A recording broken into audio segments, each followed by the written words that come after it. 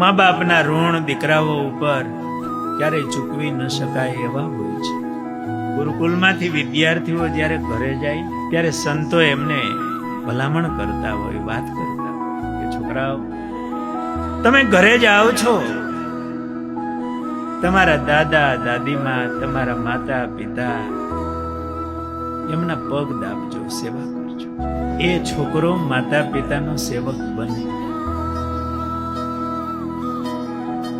આપણે કહીએ એમ બાળકો કરતા નથી. આપણે જેમ કરીએ ને એમ બાળકો કરે છે.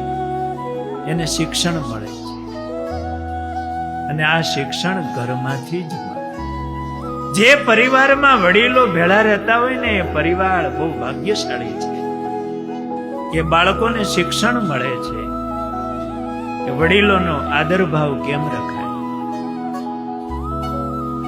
એમની સેવા કેવી રીતે કરાય.